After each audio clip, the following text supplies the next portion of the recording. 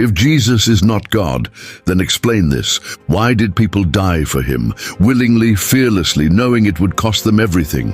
Why did his enemies, from powerful empires to religious leaders, fear his name long after his death?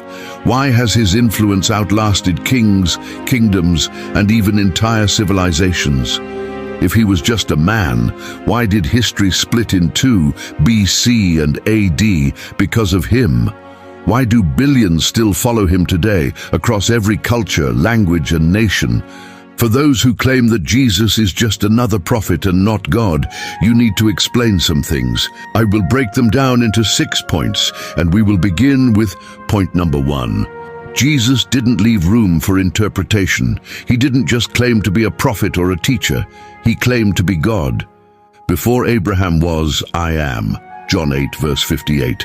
This isn't bad grammar, it's a declaration. Jesus was invoking the sacred name of God, I am, the very name God used when speaking to Moses in Exodus 3, verse 14. The people knew exactly what he was saying.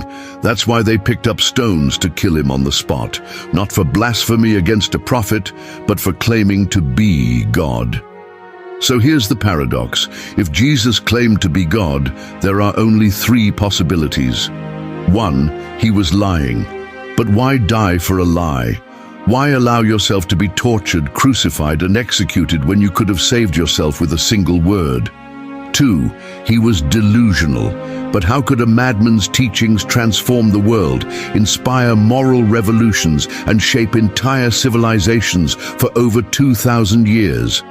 3, he was telling the truth. There's no middle ground. You can't call him just a good teacher or a prophet. He's either a liar, a lunatic, or Lord. Which one makes the most sense? Point number 2, Jesus didn't just claim to be God. He did things only God could do. What are those things? 1, he forgave sins. In Mark 2, verse 5 to 7, Jesus tells a paralyzed man, "Son, your sins are forgiven." The religious leaders were shocked. They asked, who can forgive sins but God alone? Exactly. No prophet, no teacher, no human being has the authority to wipe away sins. But Jesus did, because he wasn't just a man. 2, he controlled nature. Mark 4, verse 39 describes Jesus and his disciples caught in a violent storm. The waves crashed, the wind roared, and his followers panicked. Jesus? He stood up and said, "Peace, be still." Instantly the sea went calm. No ritual, no prayer, just his words. Who commands the wind and the waves? Only the creator of them. 3, he raised the dead. In John 11, verse 43, Jesus stood before the tomb of his friend Lazarus, dead for 4 days. The crowd was mourning, hopeless. Then Jesus shouted, "Lazarus, come out." And he did. A man, wrapped in burial cloths, walked out of his grave alive. No prophet had ever done that, not like this. Now ask yourself, can a mere prophet control storms, raise the dead, or forgive sins like God himself? Jesus didn't just say he was God, he proved it. Point number 3, Jesus' enemies didn't kill him because he was a nice teacher or a wise prophet. They killed him because of who he claimed to be. In John 19, verse 7, the Jewish leaders made it clear, we have a law, and by that law he ought to die because he made himself the Son of God. They weren't confused. They knew exactly what Jesus was claiming, that he was equal with God. That's why they wanted him dead. But it didn't stop with the religious leaders. Even secular historians, who had no reason to support Christianity, recorded his crucifixion. Tacitus, a Roman historian, wrote about Jesus being executed under Pontius Pilate during the reign of Tiberius. Tacitus wasn't a Christian. He was actually hostile toward them, yet he confirmed the historical fact of Jesus' death. Now think about this. If Jesus never claimed to be God, why was he killed for it? People don't get crucified for being good moral teachers. They don't get executed for preaching love and kindness. They get executed when they challenge the very foundation of power, when they claim to be God. Point number 4, Jesus didn't just show up and start making claims. His life was the fulfillment of prophecies written centuries before he was born. Isaiah 53, written around 700 years before Jesus, describes him with eerie precision. He was pierced for our transgressions, crushed for our iniquities. By his wounds we are healed. Pierced, crucified, Isaiah wrote this long before crucifixion was even a common method of execution. How could that be a coincidence? Then there's Micah 5 verse 2, which predicts the exact birthplace of the Messiah. But you, Bethlehem Ephrathah, out of you will come for me one who will be ruler over Israel. Jesus wasn't just born in Bethlehem, he was born there despite his family living in Nazareth. A Roman census forced them to travel at the perfect time, fulfilling the prophecy. Coincidence or divine design? And look at Psalm 22, written by King David nearly 1,000 years before Jesus.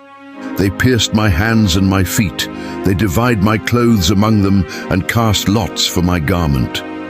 This describes crucifixion before it was even invented.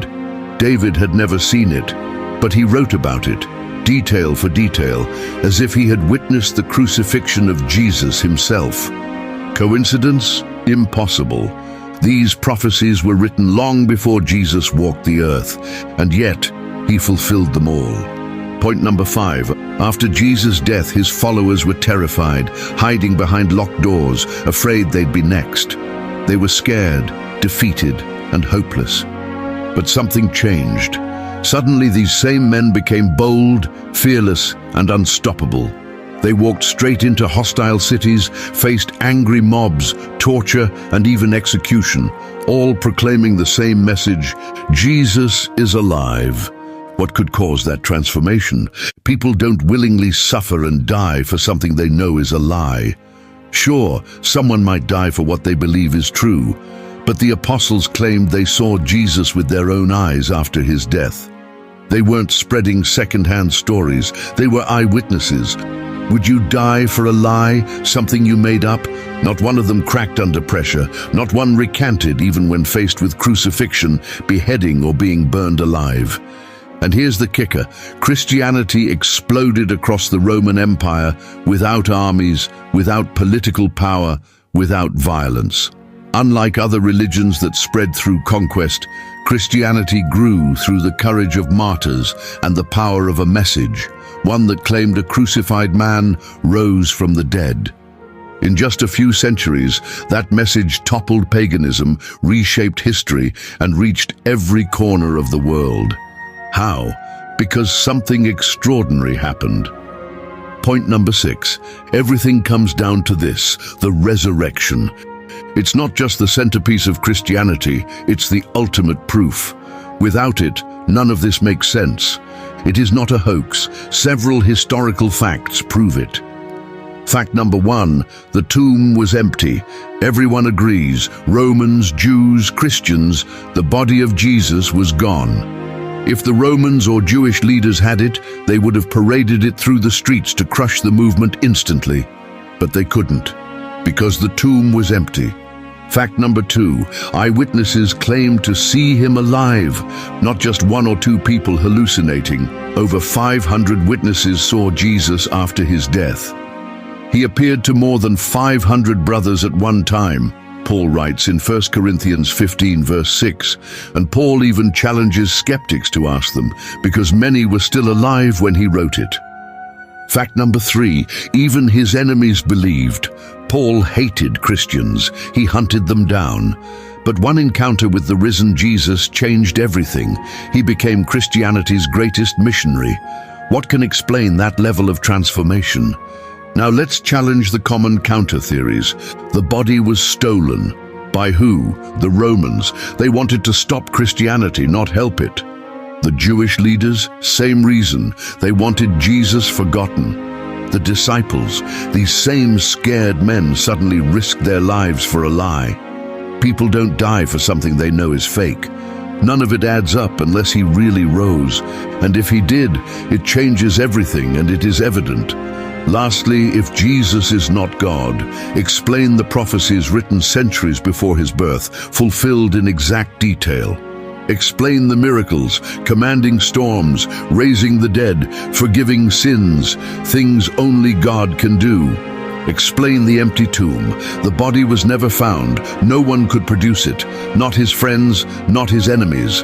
Explain the billions who still follow him today, across continents, cultures, and generations.